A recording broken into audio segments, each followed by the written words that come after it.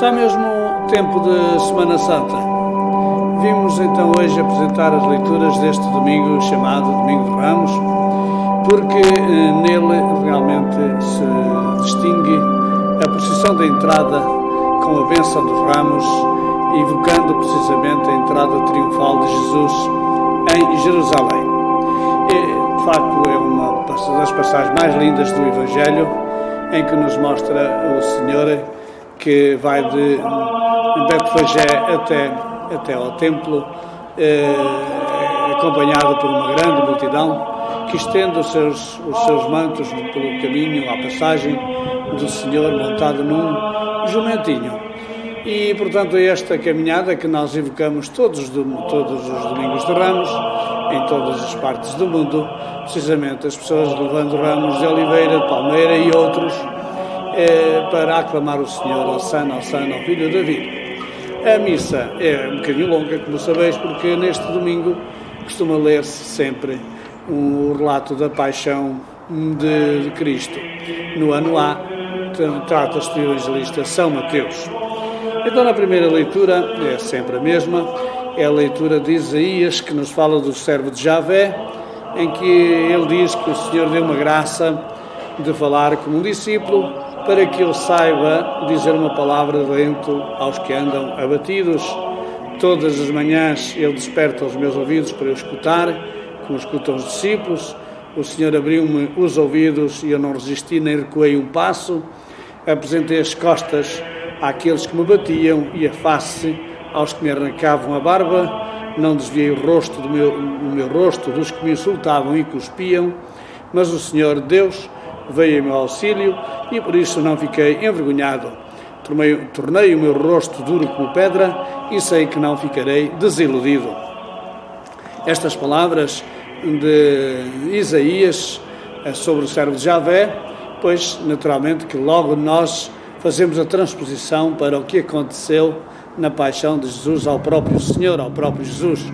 Mas no fundo, cada um de nós é discípulo e, portanto, deve estar preparado, deve ter realmente esta capacidade de resistência, como teve Jesus no testemunho da verdade e no testemunho do bem, como Cristo nos ensina, porque nós somos discípulos e por isso também não devemos temer qualquer destas contrariedades, destas estruturas, como afinal o nosso Mestre nos deu este exemplo.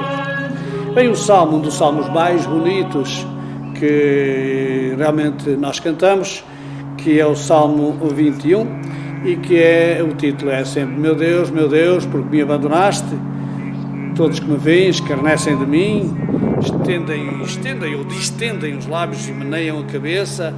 Confiou no Senhor, Ele que o livre, Ele que o salve, se é seu amigo. Matilhas de cães me rodearam, cercou-me um bando de malfeitores, trespassaram as minhas mãos e os meus pés, posso contar todos os meus ossos. Repartiram entre si as minhas vestes e deitaram sorte sobre a minha túnica. Mas vós, Senhor, não vos afasteis de mim. Sois a minha força, apressai-vos a socorrer-me. Hei de falar do vosso nome aos meus irmãos, hei de louvar-vos no meio da Assembleia. Vós que temeis o Senhor, louvai-o, glorificai-o vós todos os filhos de Jacó, reverenciai-o vós todos os filhos de Israel. Portanto, um salmo lindíssimo que, mais uma vez, vemos que Jesus é a fotocópia deste salmo. Tudo o que aqui se diz parece que aconteceu ao Senhor, mas o discípulo não é maior do que o seu mestre.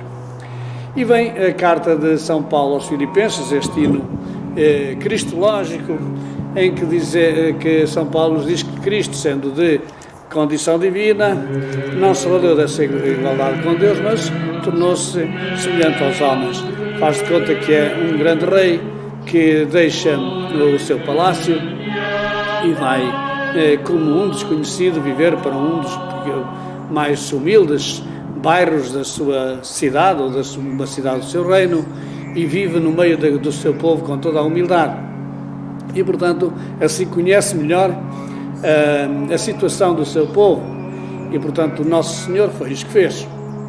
Veio ao nosso mundo, fez-se um de nós, e precisamente o mais humilde e o mais serve de todos, passando por todas as contrariedades, precisamente para nos levar não só à glória, como também à compreensão verdadeira de tudo o que é a nossa raça humana, todo o pecado, todo o ódio, toda a maldade, mas para nos redimir, para nos salvar.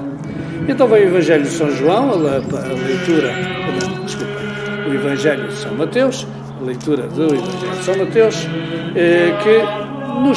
que tem algumas características, e é isso que eu vou salientar, em relação aos outros Evangelhos sinóticos. E precisamente a narração, toda a gente sabe como foi a descrição, enfim, da paixão de Cristo, até do Senhor, desde a última ceia até ao Calvário, morte e ao sepulcro. Pois São Mateus é o primeiro ponto. O que é que distingue São Mateus dos outros? Num primeiro ponto é que São Mateus escreve para os judeus, escrevendo então para judeus, quer provar que tudo o que aconteceu em Jesus estava perdido, estava escrito nas Sagradas Escrituras. O segundo aspecto, muito típico e único de São Mateus, é o repúdio das armas e da violência. Acontece naquele episódio em que, no Jardim das Oliveiras, Pedro puxa da espada para ferir, para se defender e defender Cristo, e fere o criado do sumo sacerdote, e Jesus diz-lhe: Pedro, mete a espada na bainha, porque quem com ferros mata, com ferros morre. Portanto, assim, no dizer de Tertuliano, realmente Jesus aconselha aos cristãos que nós, os cristãos, não temos armas, mas apenas, enfim, confiamos no Senhor e estamos neste mundo sem violência. O terceiro ponto, que é único de São Mateus, é o sonho da mulher de Pilatos. A mulher de Pilatos que vai ter com ele e lhe diz: olha que eu tive um sonho terrível acerca desse homem, portanto vê lá se não leves à morte, vê lá como vai julgar. E depois também é único no Evangelho de São Mateus, é Pilatos a lavar as mãos. Mais nenhum dos evangelistas fala que Pilatos, ao condenar Jesus, depois lava as mãos. Depois, outro quarto ponto que distingue o Evangelho de São Mateus é que os factos extraordinários que acontecem na morte de Cristo, o tremor de terra, os mortos a ressuscitarem, etc. Tudo isso era uma linguagem teológica daquele tempo que falava da transição do mundo antigo para o mundo novo e, portanto, não é uma crónica dos acontecimentos, mas é uma imagem teológica de São Mateus a dizer que com a morte de Cristo e a sua ressurreição vem realmente um mundo novo. Outro ponto que é o quinto, que distingue também Mateus de todos os outros evangelistas, e é o único que nos fala da morte de Judas que arrependido, pois vai entregar as moedas de traição e depois ele vai enforcar-se porque afinal tinha-se enganado. Ele pensou que tinha em Jesus realmente um meio de ascensão ao poder, de poder também dominar e ser Senhor, e afinal tudo vai por terra, estas prepotências humanas que ele próprio, esse sonho humano que ele próprio acalentava. E depois vem também único em São Mateus, são os guardas, os soldados junto ao túmulo. Portanto, que quer dizer a morte está vencido, o Senhor está vencido, portanto, afinal, quem venceu foram as autoridades, foi o mal, portanto, está a força do poder humano e terrestre, mas, de facto, quando diante de Jesus ressuscitado, os guardas fugiram, portanto, não há mais nada, de facto, a acrescentar. Pronto, são os tais 6 pontos típicos de que se lê na Paixão de São Mateus. Esta semana, que é a Semana Maior, a Semana Santa, pois distingue-se, essencialmente pelo tríduo pascal. Quinta-feira, a evocação da ceia do Senhor, com a cerimónia linda do lava-pés, quer dizer, o serviço a que os sacerdotes são chamados, a instituição da Eucaristia, a adoração por isso mesmo, a adoração do Santíssimo Sacramento, na noite de Quinta-feira Santa, depois na Sexta-feira Santa, um dia de jejum e abstinência, um dia de luto na Igreja, não só pela morte de Cristo, mas pela morte de tantos inocentes, encarnados e que tem realmente um ponto alto na paixão, na celebração da paixão e morte e ressurreição do Senhor, a celebração da adoração da cruz e da oração pelas necessidades mais prementes do mundo. Depois, a Vigília Pascal no Sábado Santo um dia vazio, não há celebrações algumas, as orações, as laudas, etc. A oração, a igreja vela junto ao túmulo e, portanto, tem depois a alegria da Vigília Pascal, que se recomenda seja de noite. Não tem jeito nenhum celebrar uma Vigília Pascal durante a tarde, ao sol.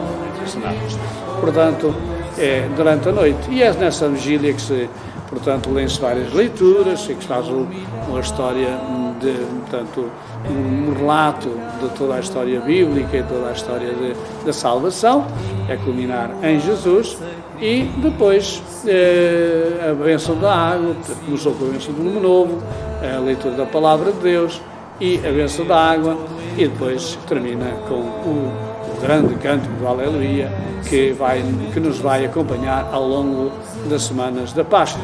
E vem depois o domingo de Páscoa, do qual nós mais adiante haveremos então de falar na próxima semana. Muito obrigado por hoje, por me teres escutado, e então até à próxima semana, se Deus quiser.